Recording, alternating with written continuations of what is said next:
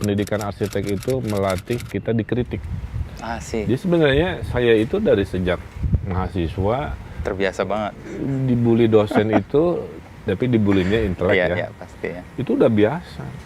Keseharian lah ya demi kebaikan. Sampai sarkas istilahnya. Nih saya kasih koin dari dosen ya. Buat apa? Telepon ibu kamu, bilang kamu mundur dari arsitektur. Sampai segitunya. Harus segitu.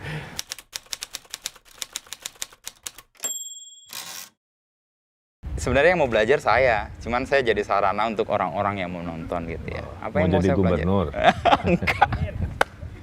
No.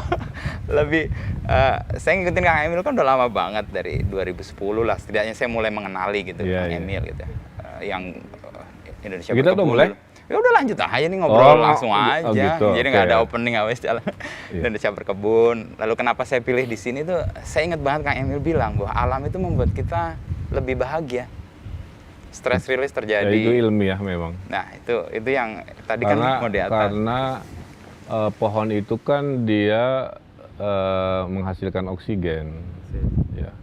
Dia kalau nggak ada pohon, nggak ada produksi oksigen karena si CO2-nya kan diserap oleh hijaunya pohon, dikeluarkan dalam bentuk pabrik oksigen. Gitu. Makanya ada teori nebang satu pohon sama dengan membunuh 3 manusia. Gitu. Ya, persis. Dan karena oksigen berlimpah, maka adrenalin kan turun.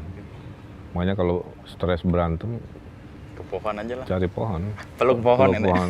Dibanding peluk beton. Itu salah satu, itu Indonesia Berkebun ya waktu itu. Dan saya ikutin Kang Emil kan 2009. ya 2009, 2010, 2011 lalu muncul ke wali kota. Itu kan bagian yang lain juga.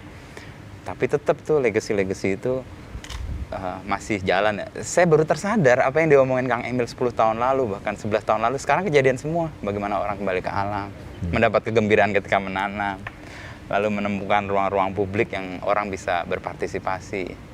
Dan yang terngiang-ngiang di saya itu menyelesaikan persoalan kota itu adalah bagian dari kita mengantisipasi masa depan. Karena orang nanti akan hidup di kota, dan kalau kota nggak selesai ya.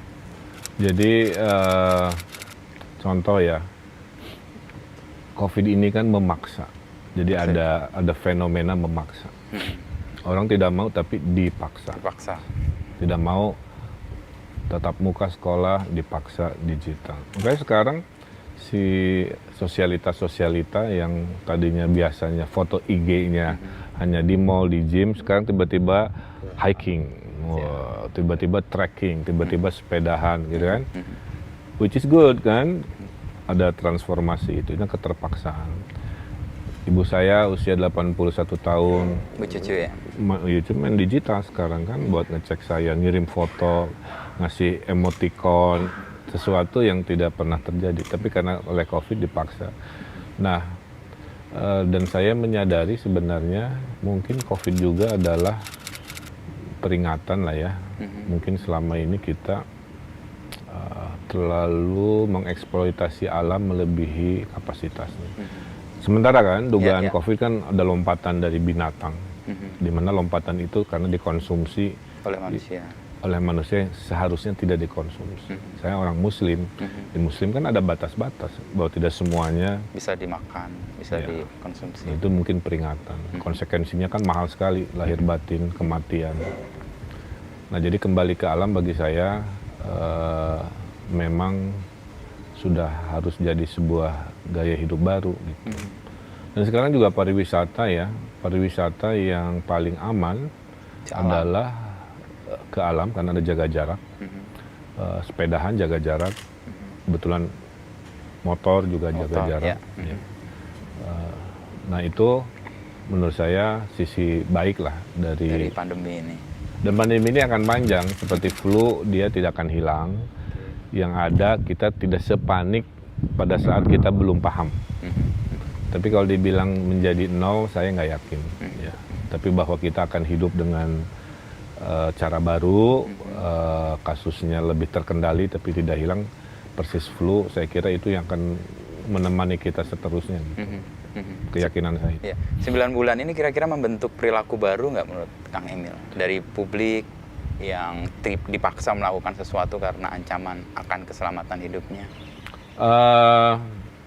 Jadi dalam merespon pandemi ya, ada 3 tipe orang. Satu, denial, menganggap ini konspirasi, menolak. Dan itu masih ada setelah 1 tahun mau lewat kan.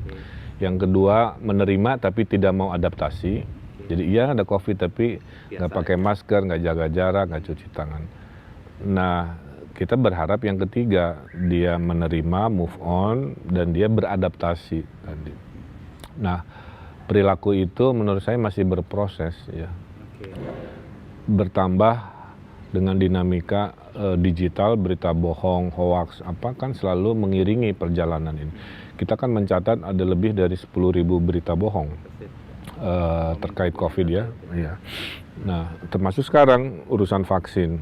Saya bilang kalau COVID ini selesainya 2. Kalau orang sakit sembuh oleh obat, orang sehat imun oleh vaksin. Nah, itulah kenapa saya jadi relawan juga, karena saya tahu pasti akan dipertanyakan. Dan sebulan ini pertanyaan ke saya banyak sekali. Pak Gub, gimana rasanya? Apa dampaknya? Apa berubah jadi hijau atau jadi Spider-Man? Berubah jadi muscle man. Jadi saya bilang, cuma 2 perubahan terhadap tubuh saya. Cuman pegel doang pas disuntik. Kedua, ngantuk aja 3 hari pertama. Setelah itu nggak ada bengkak, nggak ada demam, nggak ada perubahan, macam-macam. Jadi kalau ada orang bertanya, efek atau dampak, tanya ke saya. Saya A1. Jadi jangan nanya ke yang lain-lain, ke orang yang sudah disuntik, kira-kira gitu. Jadi dari 3 tipe itu, menurut Kang Emil yang ideal kan yang ketiga nih. Betul. Orang mengetahui bahwa itu ada, lalu dia beradaptasi.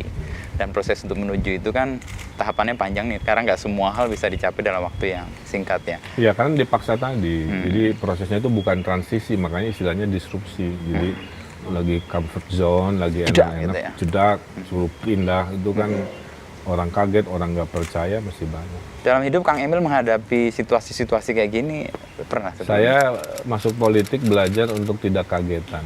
Jadi istri saya bilang, kalau dulu mah ekspresif banget, tiap ada dapat apa tuh kan loncat-loncat gitu ya. Kok sekarang ya karena terlalu banyak breaking news ya. Ya udah jadi nggak mengejutkan lagi. Jadi si tubuh mengabsorb berita-berita itu tidak dengan reaksi berlebihan lagi gitu, nggak ada. Jadi euforia levelnya udah turun. Lebih kalem. Lebih kalem, lebih bijak. Belajar di politik, apapun yang kita lakukan kan orang pasti ngomongin ya. Tidak mungkin tidak diomongin. Ini harus saya terima gitu. Belajar bahwa dengan politik punya hater otomatis gitu. Kenal juga enggak, bikin dosa juga enggak. Tapi karena dia tidak suka dengan partai misalkan yang ngusung saya, maka apapun yang saya lakukan pasti negatif. Kalah. Nah, hal-hal begitu menyertai perubahan terhadap psikologi saya tentunya kan. Tapi yang tidak berubah adalah satu, saya meyakini saya orang pekerja keras. Saya tiap hari kalau diam justru malah nggak enak badan tuh ya. Berarti kedua, tingkat kesabaran itu mungkin bertambah. Lebih baik, tidak reaktif, posting pun misalkan sekarang jauh lebih bijak lah. Dulu kadang-kadang impulsif, sekarang sudah lebih termanage. Kemudian menyadari bahwa masyarakat bercermin ke saya. Jadi to be a perfect person itu luar biasa berat. Karena saya kadang berarti tidak bisa menampilkan sisi liarnya lagi kan, yang selama ini naturnya manusia kan punya 2 sisi. Ada sisi yang melelahkan juga sih. Tapi kalau masyarakatnya sebenarnya juga menerima juga bahwa kita bisa nggak perfect. Itulah kenapa dalam keseharian saya tidak 100% posting kedinasan gitu, karena pasti membosankan. Makanya posting anak saya yang baru Arka. Berapa bulan? Dia lahir 28 Februari, jadi tahun depan. Tahun ya. Jadi saya bilang dari 90% berita buruk, 2020 akan saya ingat sebagai tahun yang bahagia juga karena saya bertemu dengan anak saya. Itu bagian dari mungkin juga stress release Kang Emil juga. Iya, jadi boneka hidup lah ya. Kalau Menyenangkan. dengan melihat itu keruwetan tuh hilang lah kira-kira begitu. Karena anak polos ya, baik. Ya. Jadi sisi-sisi baik itu saya mencatat juga terjadi di banyak orang, Kang. Orang lebih sabar, orang lebih bijak menghadapi situasi, nggak panikan, nggak euforia berlebihan. Tapi yang saya mau tanya yang soal kerja keras Kang Emil itu. Kang Emil kan dari awal selalu melihat sebuah persoalan, lalu pengen banget menyelesaikan persoalan. Ada solusi yang harus diraih dengan kapasiti Kang Emil sebagai seorang arsitek. Sebenarnya itu karena edukasi, Kang. Jadi pendidikan arsitek saya itu melatih problem solving setiap hari. Tanahnya miring, tanahnya sempit, tanahnya tidak ideal, budgetnya tidak ada, tapi harus keren. Itu kan sebenarnya problem solving. Ya. Karena yang ideal tuh budget tidak terbatas, lahan datar, bangunan kan enggak, ternyata ada kendala-kendala. Klien uangnya terbatas, klien pemahamannya tidak progresif. Hal-hal begitu rutinitas, satu itu. Dua, pendidikan arsitek itu melatih kita dikritik. Jadi sebenarnya saya itu dari sejak mahasiswa terbiasa banget dibully dosen itu, tapi dibulinya intelek ya. Iya, pasti ya. Itu udah biasa. Keseharian lah ya demi kebaikan. Sampai sarkas istilahnya. Nih saya kasih koin dari dosen ya. Buat apa? Telepon ibu kamu, bilang kamu mundur dari arsitektur. Sampai segitunya. Segitu. Nah, jadi mental udah terbiasa. Kedua, problem solving jadi budaya. Pas bergeser ke dunia pelayanan publik, wali kota, gubernur, itu kena semua yang datang itu ke otak saya itu problem. Jadi otak saya ini kalau dibedah memorinya, isinya, inputnya adalah Pak minta petunjuk, Pak mohon keputusan, Pak ada krisis, Pak ada bencana, Pak ini gimana dan sebagainya. Terus orang kan mesin saya yang berproses kan untuk ya ke kiri, ya laksanakan, ini berhenti, ini potong, ini apa gitu. Nah proses itu kita sebut design thinking, kira-kira gitu ya. Betul. Nah design thinking itulah yang membedakan saya mungkin ya dengan beberapa pemimpin lainnya. Saya berorientasi pada hasil. Saya nggak bisa ngomongin politik hanya sekadar proses. Makanya saya senang hal yang terlihat. Nah itu bedanya. Visual juga ya. Visual, ya. Bung Karno itu dididik juga begitu. Visual. Ya. Maka Bung Karno selain politik Trisakti, politik kebangsaan, kan melahirkan Monas, melahirkan sebagai simbol kebangkitan, melahirkan Hotel Indonesia, bahwa kita juga bisa modern, melahirkan Istiqlal, masjid terbesar pada zamannya, melahirkan Semanggi, dulu Senayan, sekarang GBK kan. Dan patung-patung yang ada di Jakarta itu kan juga Pak Edi itu juga. Sebenarnya agak mirip dari sisi politik ruang istilah saya. Oh, politik ruang. Jadi apapun posisi saya, berarti saya bikin trotoar lebih bagus, taman lebih banyak, kan begitu ya. Kalau sekarang destinasi pariwisata karena levelnya gubernur. Dan menurut saya itu penting, karena saya keyakinan rakyat itu mengingat apa yang dia lihat. Kalau ngomongin IPM, saya harus nerangin dulu, kita harus seminar dulu, maaf ya. Ngomongin indeks ini, stunting apa, itu hanya di seminar. Tapi sekali lagi orang mengingat rakyat biasa apa-apa pasar jadi keren dan rapih gitu kan. Ruang publik bisa difungsikan. Ruang publik, jalan jadi mulus itu. Maka legacy saya seimbangkan ke sana. Itu sebuah gaya saya dalam memimpin, kira-kira begitu. Bahwa harus ada produk hasil yang terlihat. Kan untuk menyelesaikan banyak persoalan itu Kang Emil juga mungkin nggak bisa lakukan sendiri, dan Kang Emil sering menyebut soal kolaborasi, networking, mengembangkan simpul-simpul yang sebenarnya punya kekuatan. Dan ketika sebelum jadi wali kota kan Kang Emil membuat Bandung itu terkoneksi ya, dan itu di kota-kota lain juga ditumbuh. Nah ketika menjadi pejabat publik, peran-peran itu didorong atau? Didorong, teorinya kan pentahelix, A, B, C, G, M. Akademisi, bisnis, komunitas, government, media kan. Maka waktu saya jadi pemerintah, semua ini Ada dalam satu ada dalam paket itu ya. Nah, tapi bentuknya membuat gugus tugas kira-kira begitu. Oke, pesawat yang Tiap 10 menit. kemarin sama Bu Susi juga bentar-bentar begini. Oke.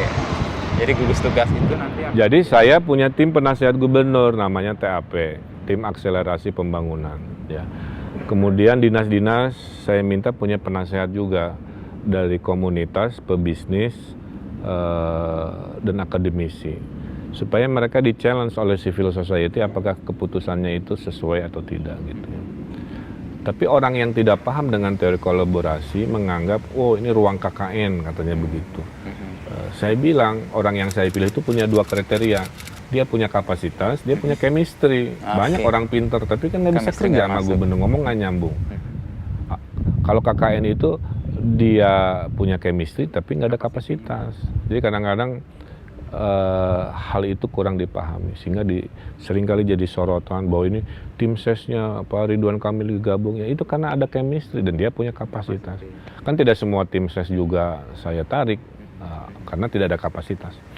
Nah itu contoh kolaborasi yang masuk ke sini. Kemudian saya bikin sistem, membuat Jabar Sabar Hoax, sapu bersih hoax, karena hoax akan menjadi perang masa depan. ASN PNS kita nggak ada speknya. Untuk melawan itu. Saya hire milenial, kemudian tiap minggu, tiap Senin dia rilis 5 berita hoax yang beredar. Saya bikin Jabar Digital Service, mengcopy apa yang ada di Inggris. Isinya itu belasan anak muda yang bikin coding. Jadi ada 10 masalah, 10 apps, 1000 masalah, 1000 apps gitu kan. Saya bikin Jabar Future Leaders, yaitu ajudan. Jadi saya undang milenial supaya jadi ajudan saya. Untuk dia belajar juga. 1 orang 1 minggu. Supaya belajar bahwa ngambil keputusan nggak sederhana. Contoh kayak kemarin, Pak, saya baru tahu ternyata Bapak harus kuat mental menghadapi pendemo Omnibus Law kan. Kan dia yang mengiringi, dia shock gitu. Tahu, betul. Dikiranya pemimpin hanya urusan yang gampang-gampang dan lancar-lancar. Karena nggak, harus deal dengan yang keras, perwakilan buruhnya, mendatangi orasi, hal-hal itu kan nggak kelihatan selalu. Nah, supaya apa? Si milenial paham bagaimana kepemimpinan itu tidak selalu by the book ya, dilatih di lapangan. By experience, by Saya bikin Jabar Innovation Fellowship. Kalau itu adalah anak-anak yang banyak ide, saya taruh idenya sesuai idenya. Kalau dia idenya tentang ekonomi, saya taruh di dinas UMKM. Sok jangan banyak omong lah ibaratnya gitu. Saya kasih kewenangan, kamu boleh ngusulin anggaran apa. Nah, terakhir adalah Patriot Desa. Karena masa depan desa ini sedang terkendala, ya, tidak diminati sebagai masa depan oleh anak-anak muda. Nah, saya kirim lulusan-lulusan perguruan tinggi, saya bayar, targetnya cuma 1, bikin perusahaan di desa. Jadi challenge-nya itu. Nah, inilah investasi saya, kolaborasinya. Jadi kalau saya nggak ada, sistem ini berjalan, lahirlah orang-orang yang punya pemikiran kepemimpinan karena melihat saya langsung berinovasi, tidak hanya komplain di luar, tapi masuk ke dalam dengan innovation leadership, terus tidak meninggalkan desa dengan patriot desanya, dan seterusnya. Jadi saya kuncinya, Kang, tidak akan pernah berhenti membuat institusi-institusi baru yang relevan dengan tantangan zaman. Karena saya menyimpulkan dengan 2 kali saya jadi pejabat publik, wali kota, gubernur, itu struktur organisasi birokrasi ini nggak cukup merespon zaman. Maka saya bikin sendiri strukturnya gitu. Perlu ada penyegaran nggak di birokrasinya? Misalnya kemarin ngobrol dengan Ibu Susi sekali lagi ya soal bagaimana ASN ke depan itu bisa 50% akan diambil alih pekerjaannya oleh teknologi. Setuju, sudah saya lakukan. Contoh ya, sebelum saya melakukan full digital untuk sistem perencanaan penganggaran, itu dibutuhkan 1000 orang buat masukin nama proyek, berapa anggaran. Dengan sistem full digital, 600 orang bisa saya hemat. Lebih dari, ya. 40% ya yang dibutuhkan cuma kan. Iya, 30-40. Jadi si 600 orang sekarang saya geser ke namanya kerja dinamis, bukan kerja rutin. Jadi kerja rutin akan digantikan AI, mesin. robot dan lain-lain. Kerja dinamis istilahnya. Dinamis itu per proyek misalkan, kamu beresin ya masalah ini di desa itu, kan kompleks itu, ya tidak rutin kan? Ya, ya. Karena tiap desa beda dinamika, beda input. Nah itu sehingga betul di masa depan PNS ini mungkin bisa lebih hemat, atau kita geser job desk-nya tidak seperti yang sekarang saya warisi dari sistem. Kan rutin inputnya sama, iya, outputnya itu jadi aja. kayak dilakukan mekanik ya. Ini mah kan mekanis kerja begini. Menurut saya nggak cocok lagi buat manusia. Gitu. Itu mah udah aja pakai mesin. Untuk yang 600 itu kemampuan mereka beradaptasi oke, atau ada yang nggak bisa juga? Ya, kita kemarin terpilih oleh Badan Kepegawaian Nasional sebagai institusi pemerintah terbaik dalam menyiapkan SDM bersama Kementerian Keuangan. Jadi saya punya kebanggaan itu. Artinya apa? Kami punya sistem yang bisa mengetahui dengan cepat orang ini bagusnya di mana. Kira-kira gitulah. Ya. By system itu ya? By system. Yang dulu itu tidak ilmiah. Kedekatan orang, kadang-kadang ya dislike and dislike. Sekarang saya hindari itu. Jadi saya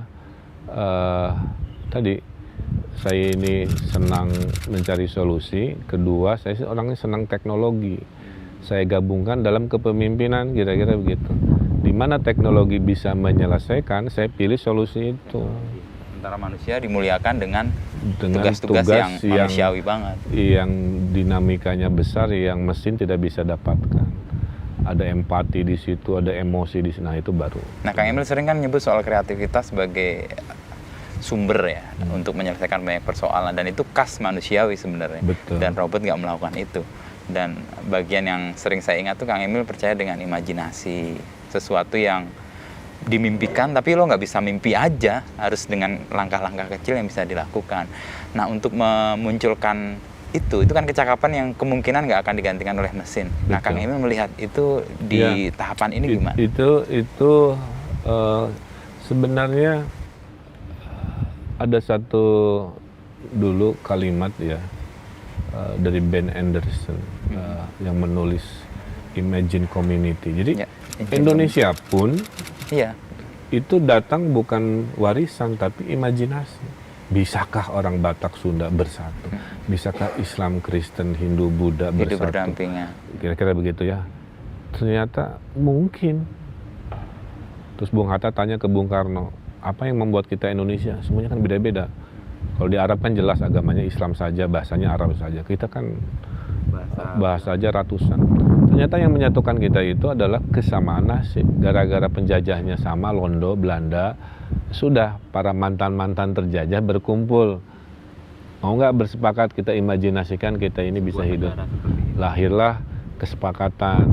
Maka kesepakatan itu Pancasila kan. Maka kalau Pancasila diutak-atik, Pancasila direpresi atau hilang, nggak ada namanya Indonesia. Nah, imajinasi kita bisa hilang tuh ya. Ya, itulah yang salah satu trigger bahwa kita dianugerahi Tuhan satu nikmat terbesar, yaitu daya berpikir, daya imajinasi. Nah, jadi wali kota dan gubernur, kuncinya itu adalah berani, Kang. Berani. Imajinasi itu sering datang, tapi antara saya berhentikan atau saya lanjutkan dengan resiko gitu. Nah, hal-hal itulah yang membuat menurut saya hidup saya tidak sia-sia karena banyak risiko-risiko imajinasi saya laksanakan. Contoh, waktu membuat alun-alun Bandung dulu ya, itu kan nggak pakai APBD. Saya imajinasikan gimana caranya. Oh, ada CSR. Mengkoneksikan akhirnya ya. Terus gimana supaya desainnya keren dan nggak bayar. Itu kan imajinasi. Akhirnya bisalah oleh sebuah proses menjadi barangnya gitu. Saya imajinasikan misal, mohon maaf ya contoh yang di Bandung itu bis wisata, kayaknya sebagai kota wisata perlu, tapi harus bentuknya rada-rada retro gitu kan. Lahirlah bandros yang jadi tren kan. Di level gubernur, tadi patriot desa, itu kan bagian dari imajinasi. Saya bisa memberhentikan gagasan itu. Udah ngapain susah-susah, desa mah biarin aja, nggak usah ada gitu-gitu kan, nanti harus nyaring anak mudanya ini. Nah, dengan keputusan saya kekeh, ternyata kan lahir perubahan, kira-kira begitu. Ya. Nah, itu kemudian imajinasi mobil transformer misalkan ya, namanya Maskara Mobil Aspirasi Kampung Juara, di mana satu mobil bisa buat ngangkut barang, ngangkut penumpang, bisa jadi panggung, bisa jadi ambulan, bisa jadi layar tancap dalam satu mobil gitu. Mana imajinasi. Sekarang banyak orang berterima kasih, nuhun Pak Gub, mobilnya kemarin dia pakai akad nikah. Gitu. Kemarin dia pakai dangdutan, kemarin ngangkut layar orang tancap. sakit, nonton Persib tentu, mayoritas di Jawa Barat. Itu Kang. Bayangkan si gagasan itu saya hentikan ya, imajinasinya dalam sebuah proses. Kan nggak jadi apa-apa. Iya, iya. Nah makanya salah satu pembelajaran jadi pemimpin, selain harus imajinatif, itu harus berani ambil risiko. Itu yang membedakan pemimpin. Makanya saya bilang, seburuk-buruknya pemimpin adalah pemimpin yang nggak mau ngambil keputusan. Saya bisa aja ngambil jalur itu. Dan terpilih, aman. Atau ya aman kan. Terpilih jadi gubernur, nggak usah banyak berimajinasi, nggak usah banyak ambil keputusan, ikut apa adanya aja. Penting aman ya. Tapi survive.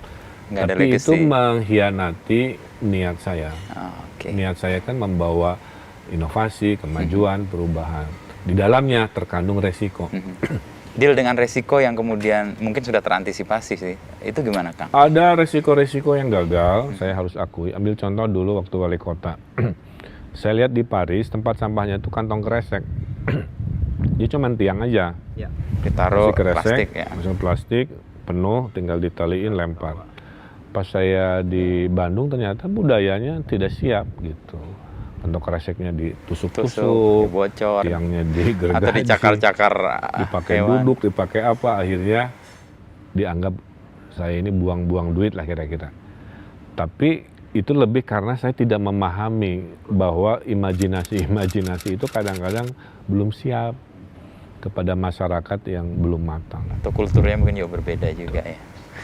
Jadi imajinasi, ambil resiko, berpikir inovatif dengan teknologi, itulah keseharian saya gitu. Untuk resiko yang merugikan Kang Emil sendiri ada? Atau yang membuat Kang Emil merasa menyesali, kenapa kok saya ambil tuh keputusan? Ada contoh ya. Di sekian proses saya ini, saya pernah sering disebut one man show misalkan ya, karena gagasannya banyak dari saya gitu. Terus di 2 tahun terakhir saya jadi wali kota, saya kurangi tuh gagasan dari sayanya, saya serahkan ke dinas-dinas. Saya hanya cita-citanya kira-kira gitu ya. Kalau dulu kan saya ikut sampai detailnya gitu ya. Apa yang terjadi, mayoritas gagal Kang. Dan itu menyesal karena saya nggak bisa balik lagi waktunya kan. Betul ya. Proyek ini nggak jadi, proyek itu nggak jadi. Ada 6 proyek yang tadinya kalau saya turun langsung kira-kira ya selesai.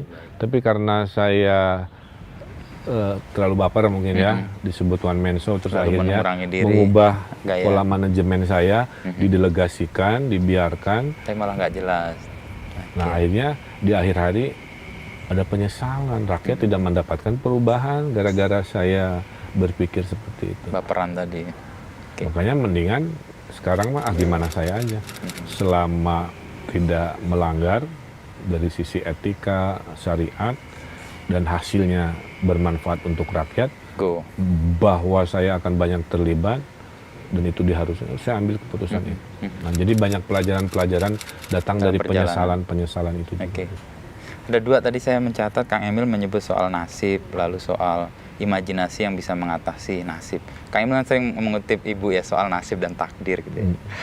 Indonesia menjadi begini kan nasib sebenarnya bisa kita ubah. Tadi imagine community itu kan juga bagaimana kita mengubah. Tapi takdir bahwa kita hidup di lingkungan bencana alam, lingkungan ring of fire itu kulit kita coklat itu bagian dari takdir. Dan imajinasi sebenarnya membentuk perubahan itu ya.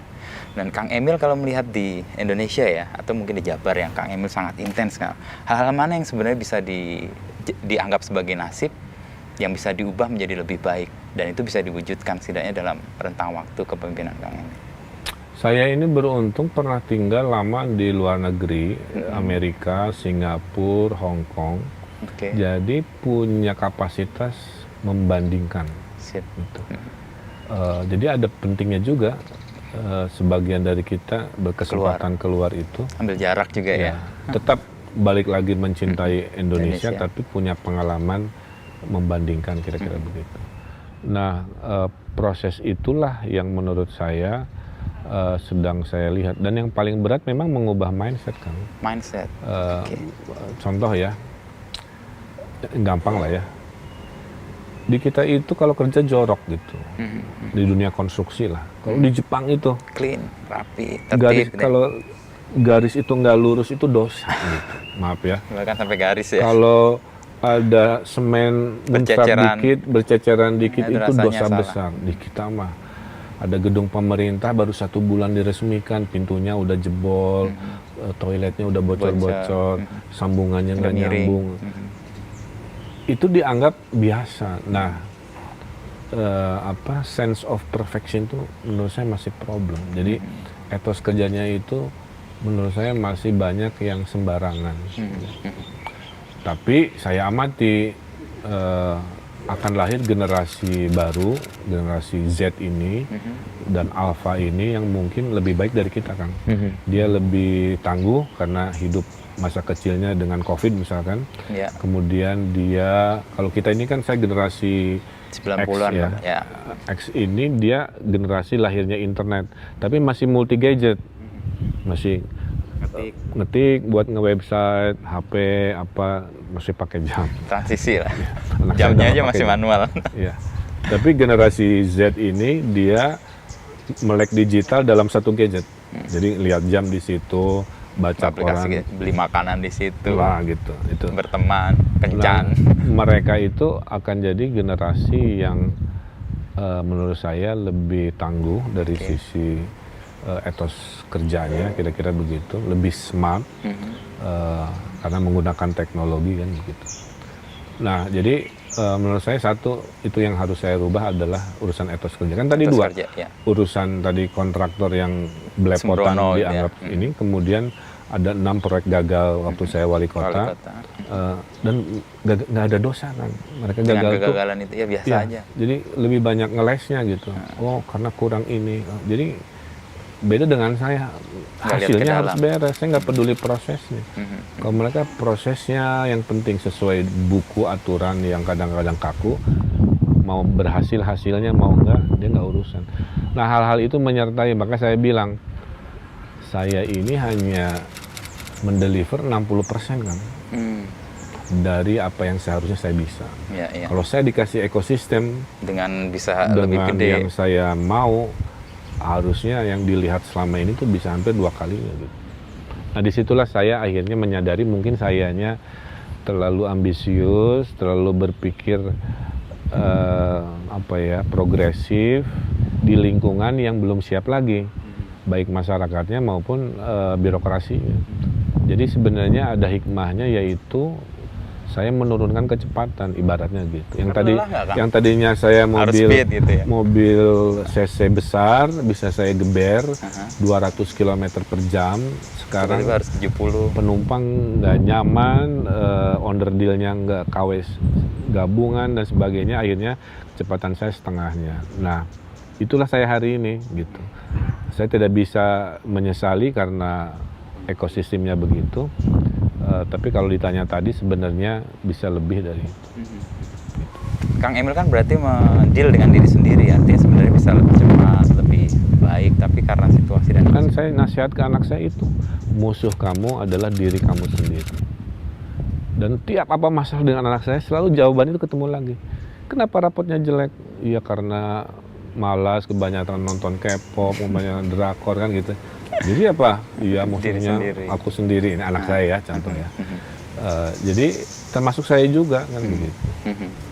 Kayak tadi punya niat six pack over 50. Kan musuhnya diri sendiri. Antara mau apa tidak. Kalau akhirnya tidak ya sudah. Kalau mau ya memang mental gitu. Itu hal kecil lah ya. Nah itulah kurang lebih. Jadi saya tiap hari selalu mencoba jadi orang yang lebih baik ya. Saya pernah dikritik posting macam-macam lah.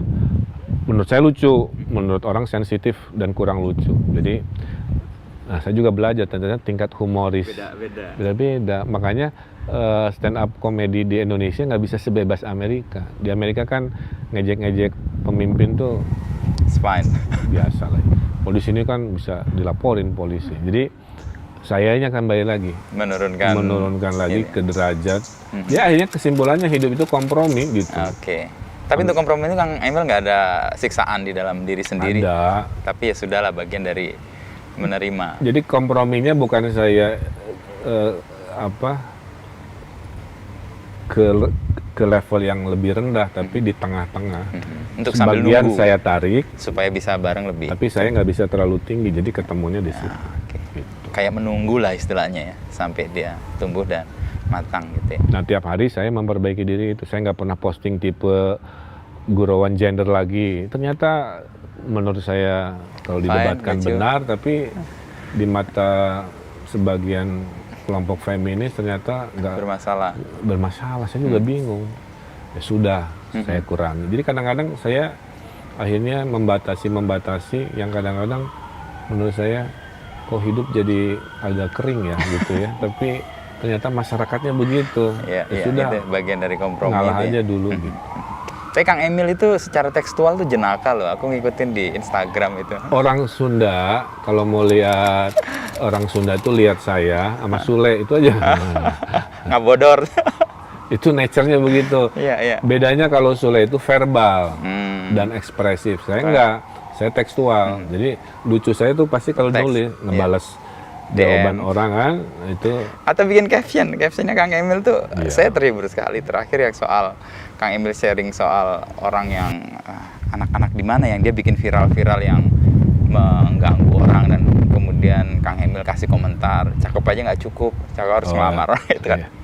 Mungkin banyak orang nggak paham maksudnya, tapi saya paham, lu nggak bisa melakukan itu sendiri tapi aksinya keliru. Itu gara-gara gini Kang, gara-gara tahun 2015 saya ke kantor Facebook.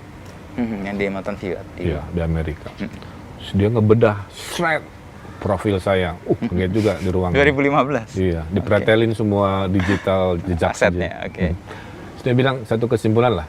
Mr. Mayer dia bilang, lihat orang Indonesia itu interaksinya dikit. Kalau postingnya serius itu. Tapi kalau postingnya ada personal touch, ada humor, interaksi tinggi. Jadi saran kami, ini resmi dari Facebook, Bapak sebagai pejabat ya, tetap menjaga pesannya serius tapi gaya bahasanya humoris. Itu. Lalu saya bikin serius nih, warga Bandung, jaga kebersihan, siap-siap Piala Adipura. Yang komen 50. Dan pesan nggak terlalu nyampe kalau saya rubah kalimatnya, cuma ganti satu kata. Warga Bandung, siap-siap, jagalah kebersihan, buanglah sampah pada tempatnya, buanglah mantan pada temannya. Cuman gitu doang Kang, komen 5.000. Ya. Tapi pesan nyampe, interaksi dapat. Nah, jadi dan orang gaya saya adalah ada pesan serius di balik kalimat-kalimat yang ringan. Itu yang akan membedakan saya dengan yang lain kira-kira. Itu juga mungkin insight yang saya baru paham nih 2015 Kang Emil punya insight dari Facebook, sering godain jomblo juga. Ya, nah itu juga ada orang Pak bosen, ya udah berarti ada orang tersinggung mungkin ya dengan sesuatu yang sebenarnya menurut saya, nah itu tadi level humoris kita ini beda-beda. Terus saya lihat ya, ternyata kalau media sosial itu tentang kesetiaan Kang, bukan tentang konten. Apapun yang kita posting pasti di like. Iya, otomatis karena tinggal jalan aja. Saya kan diwawancara nih sama SCTV. Saya buktikan ya, saya bilang. Saya posting blank hitam. Nggak ada apa-apa, cuman hitam aja. Yang nge-like 15.000 nih. Padahal nggak ada apa-apa. Berarti otomatis. Nggak ada caption, nggak ada foto, cuman blank hitam, di like 15.000. Saya tes lagi ya, blank putih, 20.000. Jadi orang like itu kayaknya kayak mekanik aja udah. Betul, karena udah subscribe gitu. Ya. Jadi apapun yang kompas.com misalkan, tek-tek gitu. Iya, kira-kira gitu. Nah itulah fenomena. Tapi poinnya saya tidak mau kehilangan kemanusiaan saya. Persis. Ya. Nah, itu saya nggak mau tiba-tiba saya jadi kaku, padahal dulunya enggak. Saya tiba-tiba hilang aktivisme. Kan dulu juga aktivis sosial Persis, kan. ya. Jadi saya kenal Kang Emil kan aktivis sosial Betul. dulu. Saya tidak mau kreativitas hilang oleh rutinitas birokrasi, maka saya jaga. Jadi itu yang membuat saya merasa hidup saya penuh dengan warna, karena pribadi saya yang dulu itu mengikuti, senang, Dimanapun tempat Kang ya, Emil senang diberi berinovasi, tanggung senang jawab. teknologi, senang mendesain, senang humoris, senang ada personal, senang aktivis sosial apa, itu nggak hilang. Kan Kang Emil punya pengaruh yang demikian gede di media sosial, terutama di Instagram lah. Kang Emil menggunakan itu untuk kepentingan di pemerintahan juga pasti ya. Dan upaya untuk membawa itu gimana Kang?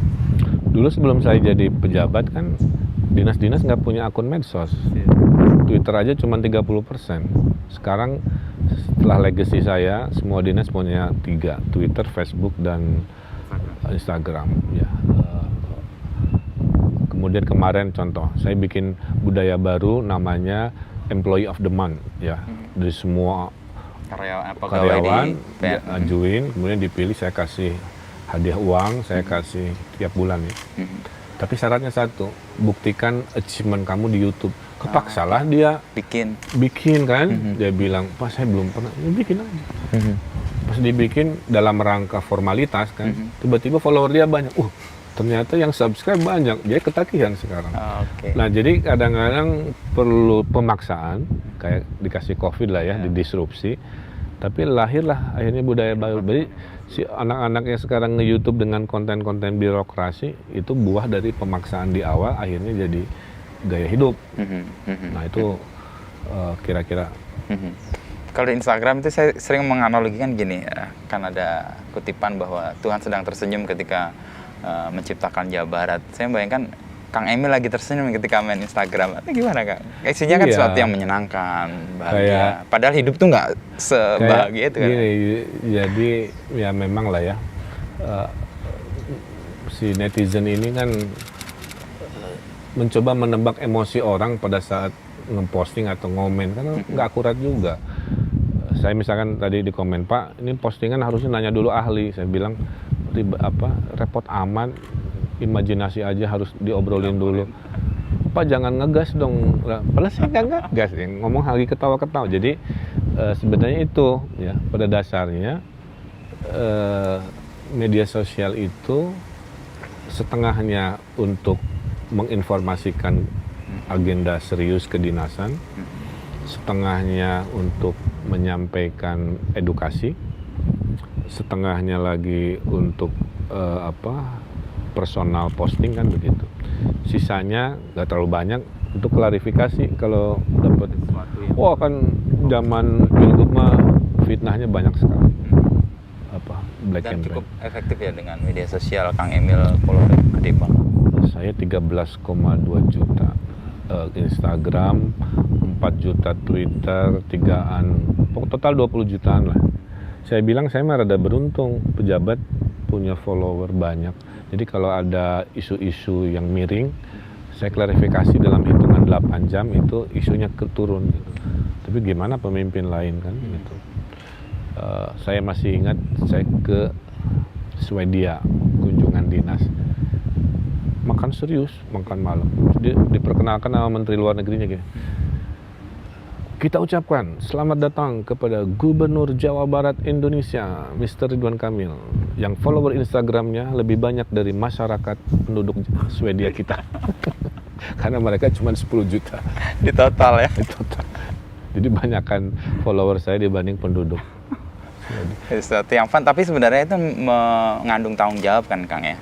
Karena dengan banyaknya orang yang mengikuti Kang Emil itu sebenarnya kan bagian dari tanggung jawab. Ada juga yang menlabeli, dia mah gubernur Instagram, gubernur. Dia tidak tahu bahwa media sosial itu hanya cara melaporkan kegiatan real kan. Realnya mah ada. Kalau gitu. saya posting kan bukan berarti kerja saya hanya memposting. Posting juga sehari saya batasi maksimal 3 kali. Biasanya 2 kali, sekarang cuma sekali sehari. Jadi orang tidak paham bahwa ngepost media kan, sosmed kan paling cuma semenit. Iya, kelar habis itu. Itu kelar, sisanya kan kembali normal gitu. Nah itulah yang membumbui ya, termasuk juga dalam isu-isu politik, saya menggunakan media sosial ini juga untuk mengedukasi. Jadi tanggung jawabnya di situ. Ya, ya ibaratnya saya ini media namanya ridwankamil.com lah misalnya gitu ya. Kan subscriber saya lumayan. Oh, lebih gede dari media. Satu hal yang saya tunggu waktunya tapi tidak saya lakukan adalah memonetisasi. Karena ada yang bilang, Pak, ini gede kalau banget Bapak kan. nge-endorse itu bisa 50 juta. Sekali tweet. Saya bilang sebulan 2 kali aja nge-endorse. Cukup buat pensiun gitu kan. Tapi karena etika pejabat, Ya, itu tidak nggak boleh diambil. mempromosikan komersial. Saya bilang itu mah nanti aja lah, modal buat pensiun. Gitu.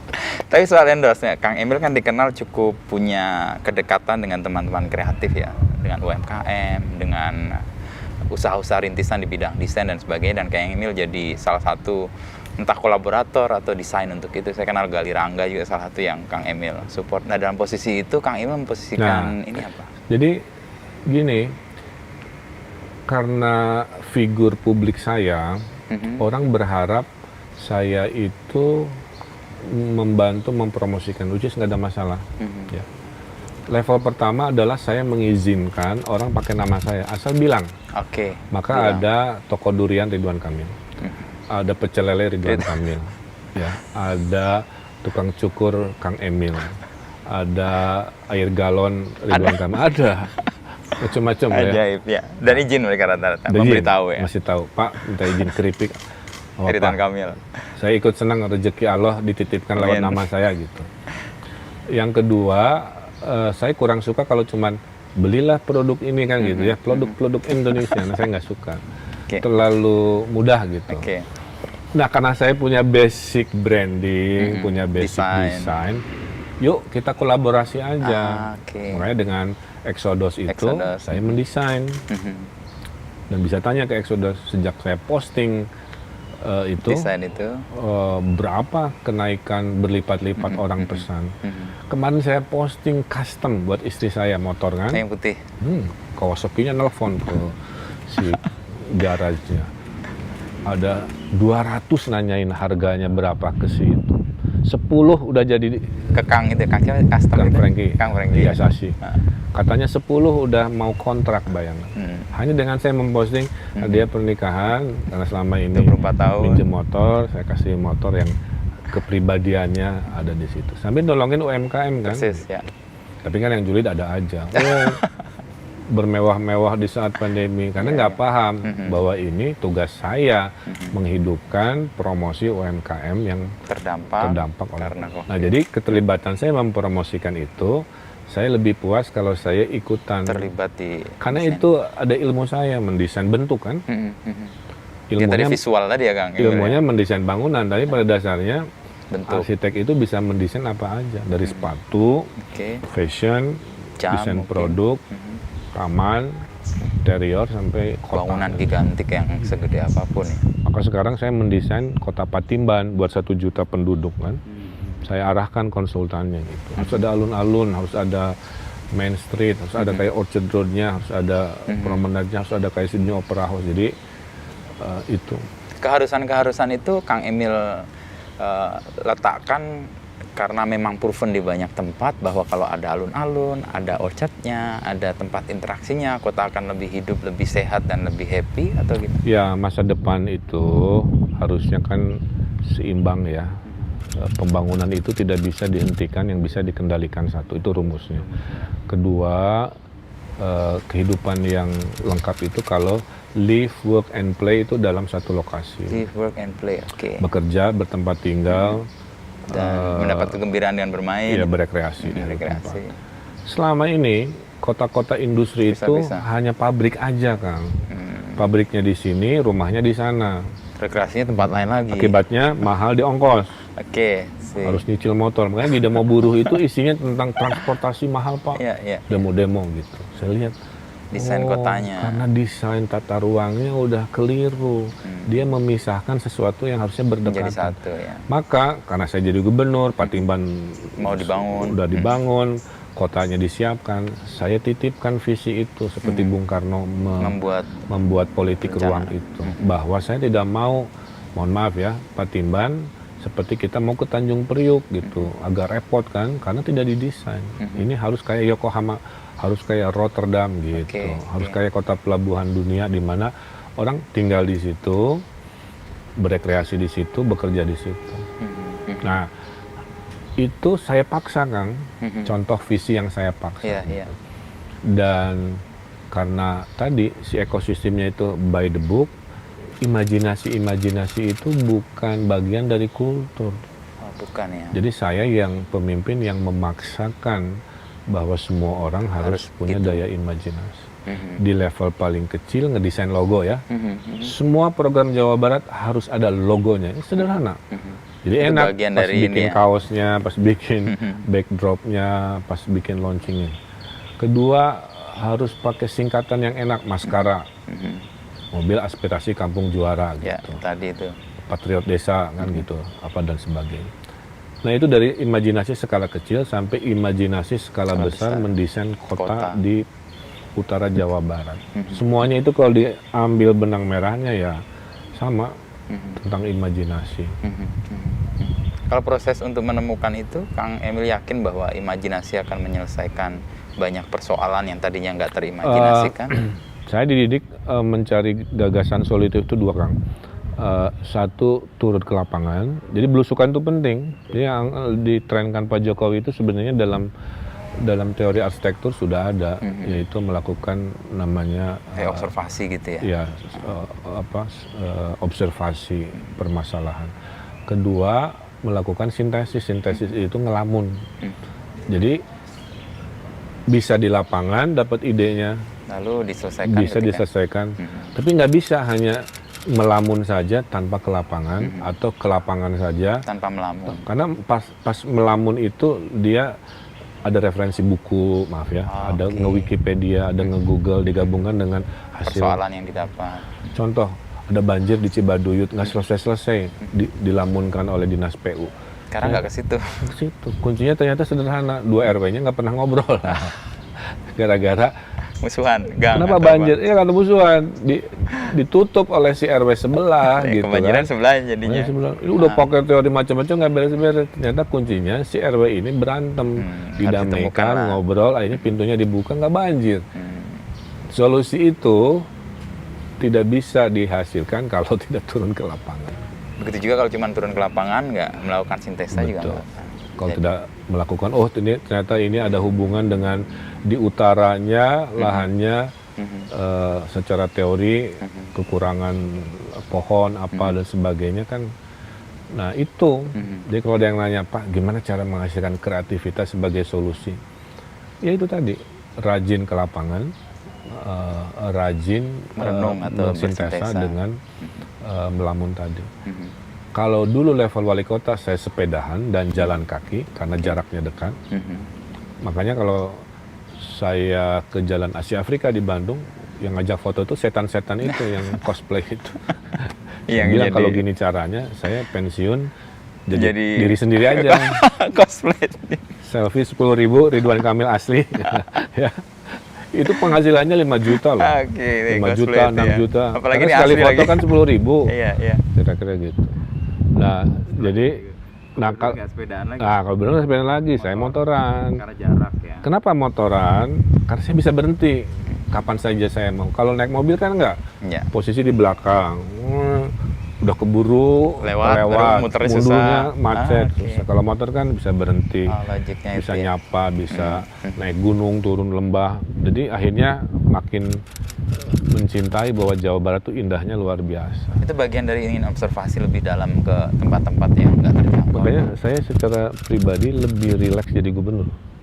Karena banyak traveling lintas daerah yang melihat alam. Ya tadi kita ngomong soal alam itu ya, membuat kita lebih fresh, stress release-nya juga menjadi.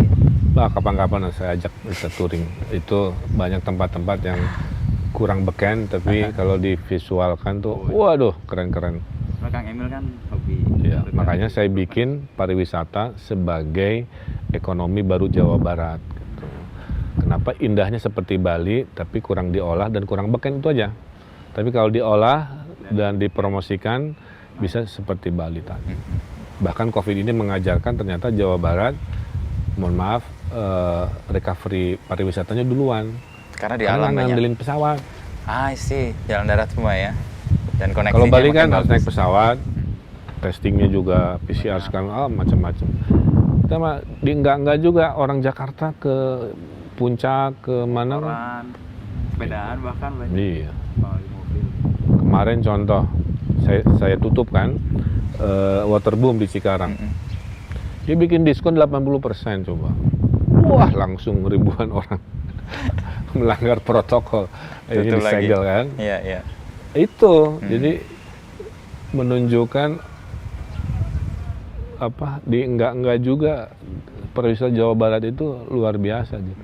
Hanya seringkali kualitasnya tuh ya desainnya Kurang. kelas jadul, tidak terurus. Nah, Kalau ini ada yang sentuhan lebih saya upgrade oke, lebih pelan-pelan keren. gitu.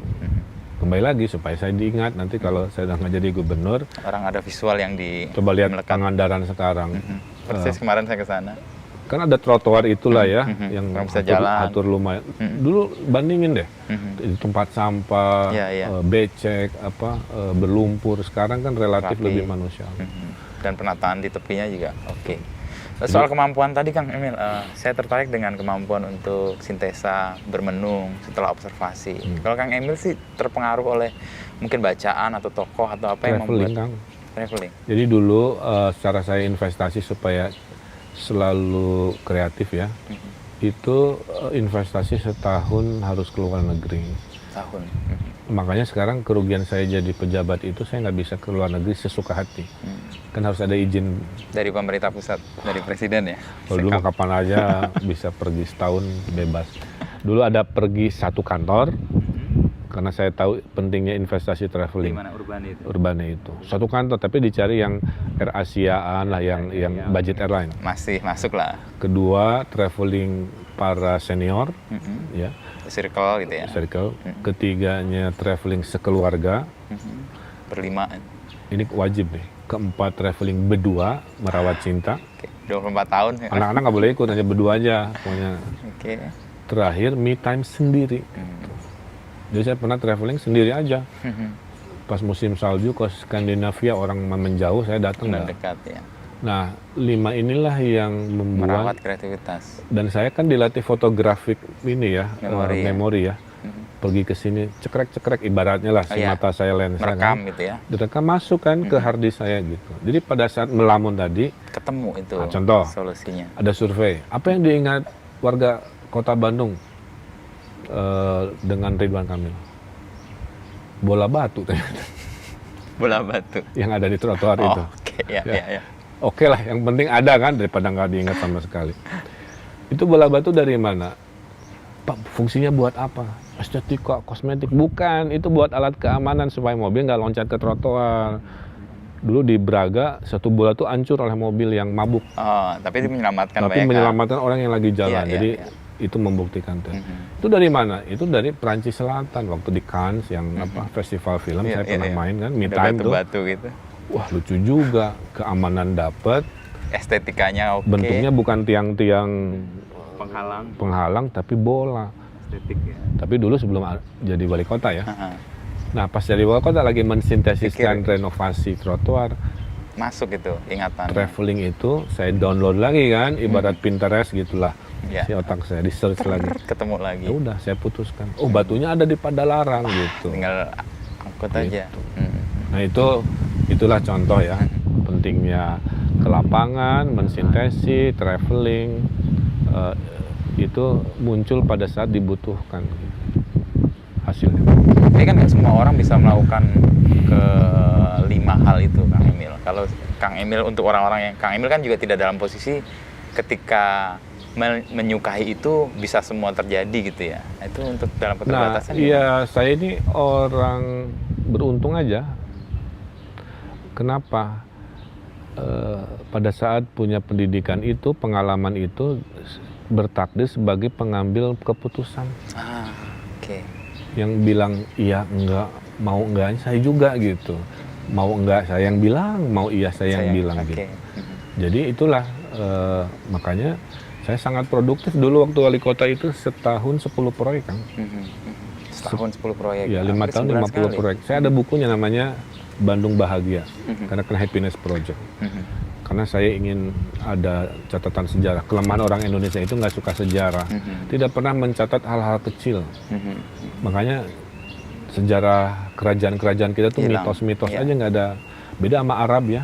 Arab dari abad ke-7 ada hadis soheh atau hadis doif, karena budaya menulis itu Ada di mereka. diwariskan secara budaya dan bisa dianggap tidak valid kalau ada ketahuan kasus misalkan berbohong misalkan. Setinggi itulah. Nah itu tidak ada di kita, salah satu kelemahan kita. Makanya literasi indeks kita kan rendah di situ. Oke. Nah saya ubah, makanya saya bikin Museum Bandung. Itu Itu zaman bagian saya. dari pengarsipan juga ya. Ya, saya bikin Bandung Planning Gallery kira-kira supaya orang tahu apa yang direncanakan ini visinya dan apa yang sudah terjadi ini gitu. Nah, makanya saya juga sedang bikin galeri pribadi Untuk semata-mata kayak untuk arsip itu ya? mengarchivekan semua achievement saya yang menurut saya banyak dan berserakan. Saya kan penghargaan pejabat publik udah lebih 400 lah. Itu kan berdebu, ada yang patah. Saya bilang sayang juga ya. Perlu ada cerita yang Ini orang ingat hasil lagi. nggak mudah gitu. Ya sudah, saya Kayak mungkin museum dibikin pribadi. kafe lah nanti di galeri. Itu nanti saya datang Nah, ke jadi kafenya. jadi saya mencintai sejarah. Salah satu terjemahannya adalah itu. Makanya di Jawa Barat saya juga disiapin pusat kebudayaan Jawa Barat, salah satunya sejarah Jawa Barat. Kang Emil di Bandung, di Jawa Barat, saya tiap hari selalu ingat Kang Emil. Tahu kenapa? Saya tiap lewat Bintaro XC, kan? Oh, iya. Lewat masjid di Bintaro Action itu Emerald. nama dari saya itu. Sih. Jadi saya masih ingat, saya kan sebagai arsitek juga diberi tugas Keleluasaan untuk ngasih nama. Rasuna Epicentrum itu dari itu mana? keren. Iya. Bintaro Exchange. Iya, gitu. iya. Jadi saya suka rumusnya gini ke tim saya. Maksimal 2 kata saya bilang. Satu nama perbandingan. tempat, satu nama jenis kegiatan. Rasunanya dapat, oke cari kira-kira ini jadi apa? Epicentrum. Karena pusat, Oh. center terlalu biasa. Nah, lahir Epicentrum. Bintaro Exchange juga sama. Karena stasiun kan, Ya, orang ada pergi, pergerakan, ada apa-apa. situasi yang orang harus berpindah gitu ya. Jadi ya legasinya, dan salah satu yang paling bahagia saya itu adalah legasi saya tentang masjid, Kang. Sih. Karena Banyak sekali saya- ya Kang Emil banyak bikin. sekali, saya udah lebih ada 30 masjid.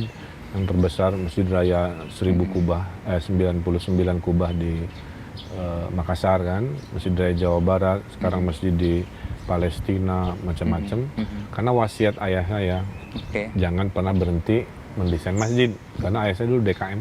TKM, Dewan. Jadi waktu kecil giving saya bawa bata, beli semen oke, gitu. oke, Jadi oke. memori ngebangun masjid itu Nempel. Nah sekarang saya nggak ngedesain apa-apa lagi karena udah nggak boleh kan. Tapi masjid untuk saya beli. boleh sebagai amal. Oke. Makanya saya ngedesain masjid sekarang untuk wali kota Pangkal Pinang, untuk pengungsi Iya, di iya, iya. gempa Lombok. Ya, Karena imajinasi itu nggak boleh hilang. Jangan gara-gara Anda jadi pejabat birokrasi, hilang semua tentang manusianya. siapa Anda, kemanusiaan Anda, Lepas. anugerah yang Tuhan berikan ke Anda hilang kan? Saya nggak mau. Itu Makanya bagian kalau ada gaya. orang gaya gubernur gini amat, kan suka ada komen, ini gubernur gue kok gini amat gitu. Iya memang dulunya juga begitu. Yang membedakan saya dengan dulu cuma satu, Posisi aja jabat. bukan jadwal saya lebih sibuk. Gitu ya. Ya. Itu Bisa bagian bilang- mungkin juga stress release juga Kang Emil ya, di tengah rutinitas dan sebagainya. Saya lihat nih lukisan-lukisan Kang Emil di belakang. Nah, tadi musuhmu kan dirimu sendiri. Iya, iya. Saya merasa saya nggak bisa ngelukis gitu. Oke. Ternyata enggak. Ternyata coba gitu kan. Oke. Akhirnya September 2019 saya mulai. Mhm. Karena saya dilatih teori warna tapi tidak dalam bentuk kanvas kan. Warna untuk desain. Lama-lama ternyata saya menemukan kenikmatannya itu kalau melukis ya. Pikiran saya itu pindah ke situ kan. Jadi hilang ke warna apalah gitu. Tahu-tahu udah 2 jam, tahu-tahu udah 3 jam. Tertransfer ke situ emosinya Ya. juga ya. Dan yang saya kaget, ternyata banyak yang mau beli. Saya kan nggak niat buat dijual. Pak, tapi Pak, saya bilang, oke lah, saya lagi bangun masjid ya di kampung istri saya. Kalau mau niatnya nyumbang masjid buat kampung isi saya, membeli, makanya saya nggak kasih harganya berapa. Tapi total saya udah jual hampir 1 miliar. Wow. Oh, saya bilang pensiun ada bahan lagi nih selain ngendorse. Saya ngelukis, Cosplay tadi belum? cosplay, jadi ada bahan buat entrepreneur dari dunia kreatif gitu. Di sisi Jadi ini kreatif stress itu. relief, tapi ternyata menghasilkan. Jadi kesimpulannya apa? Oh, lukisan mahal itu bukan karena orang jago lukis, tapi kadang-kadang siapa yang ngelukisnya gitu. Jadi sampai yang jelek pun diminta, kan investasi, nunggu saya mati kan, nanti mahal. Jadi kesimpulannya sampai hari ini saya gubernur, kemanusiaan saya tidak hilang. Anugerah imajinasi kreativitas saya salurkan dengan cara-cara baru. Saya ingin jadi apa adanya, tidak mau berubah kepribadian. Gaya saya dulu begitu ya saya begitu aja. Iya Kang, thank you nih. Mudah-mudahan bermanfaat. Sejam kita ngobrol banyak banget. Nggak, saya tertarik yang Kang Emil tadi sebut soal orang perlu observasi, itu khas wartawan juga sih, harus ke lapangan. Persis, tapi ke lapangan aja nggak cukup, lo harus diam, hening. Ya tadi hasil observasi itu jadi referensi untuk menulis lebih angle, lebih kuat. Makanya investigative reporting kan lebih keren ya. Iya, karena dia ke lapangan. Ada visual yang dia rekam lalu disampaikan kepada publik. Dan posisi itu menurut saya untuk problem solving lebih holistik sih. Saya mah cuma berharap mudah-mudahan anak-anak itu melihat saya untuk semangat masuk ke dunia politik. Karena politik itu kan mulia. Menjadi tidak mulia karena beritanya didominasi oleh keburukan, sisi buruknya gitu. Kan sisi baiknya kan ada perubahan. Iya. Di zaman saya sekolah gratis. Oke. Saya sisihkan 1,7 triliun misalkan. Di Itu zaman karena saya, politik juga kan? Iya, ada politik. Misalnya ada Patriot Desa. Di zaman saya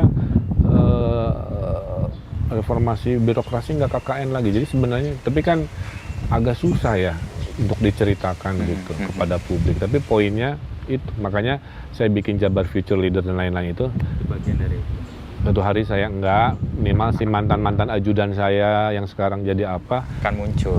tuh. Nah itu harapan kami juga sih, karena politik sekotor apapun itu mengubah banyak hal yang mempengaruhi hidup kita secara keseluruhan. Dan Kang Emil Saya hadir di situ. doakan negeri ini tidak gaduh, itu aja. Asik. Tidak bertengkar. Kan Bung Karno bilang, zaman saya lebih mudah karena lawan penjajah, zaman kamu lebih susah karena Lawan sendiri. Itu kakek saya persis begitu.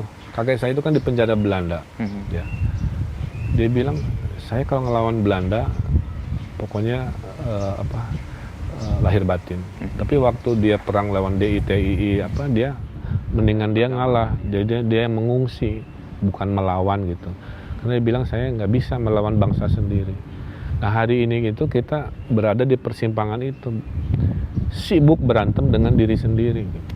Yang harusnya bisa dengan imajinasi tadi bersatu Makanya menyelesaikan politik masalah. saya ini politik merangkul. Hari ini Kang, saya dibilang cebong iya, dibilang kadung juga iya. Ini gara-gara saya berlogika yang menurut saya benar gitu kan, tapi ada sedikit kritisi ke pemerintah pusat. Dianggap sebagai kadrun. Oh aslinya kadrun, sebelah sini bilang sekolah cebong.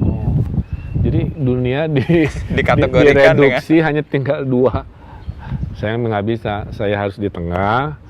Menurut saya kapan saya harus kritisi kanan saya kritisi, kapan saya kritisi kiri saya kritisi gitu. Dan itu Kang Emil jadi diri sendiri, itu yang paling mulia sih, penting. Dan merawat Dan itu tidak di posisi disukai apa. oleh semua orang, itu risiko juga. Kira-kira gitu. Siap Kang Emil. Atur nuhun. Atur nuhun saya. Makasih banyak. Mudah-mudahan